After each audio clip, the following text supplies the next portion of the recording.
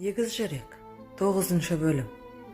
Қыз мінгестірген Салтатты сол күні түстен кейін арғы бетке жетіп, тау қойнауындағы шағын ауылға ат басын тіреді.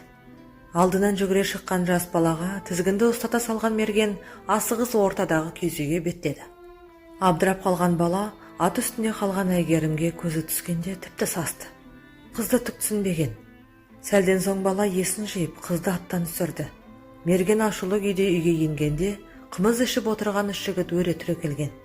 Ассаламағалейкум, ат көлік аман жеттіңіз бе көке? Мерген жауап қатқан жоқ.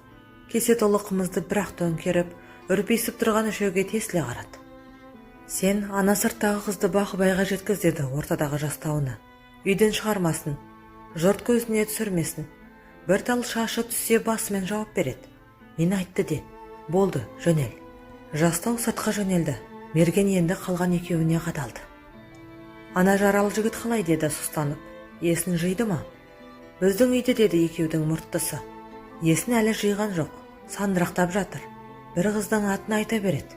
Әйгерім дейді. Бірақ беті бері қараған секілді.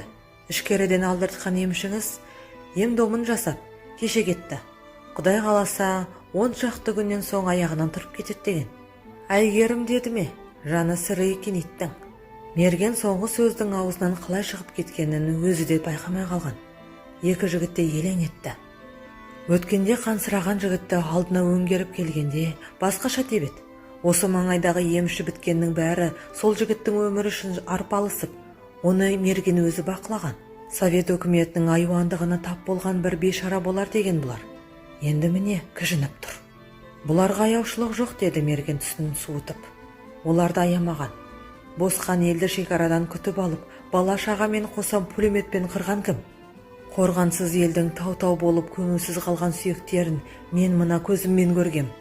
Сенің де, менің де, мына ауылдың да ата мекеннен босып, аш-жалаңаш жат жерде жүргеніне кім кінәлі?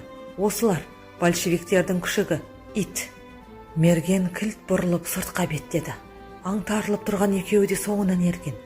Есік алдында арбаға мініп жатқан Әйгерім мен жас жігіт те қарап қалыпты. Мерген оларға да назар аударған жоқ. Қынабынан кездігін шығарып, шеттеу тұрған жүдеу үйге беттеп барады.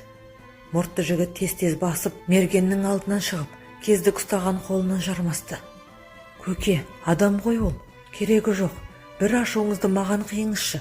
Көке, есін білмей жатқан адамды өлтірмеңізші, көке.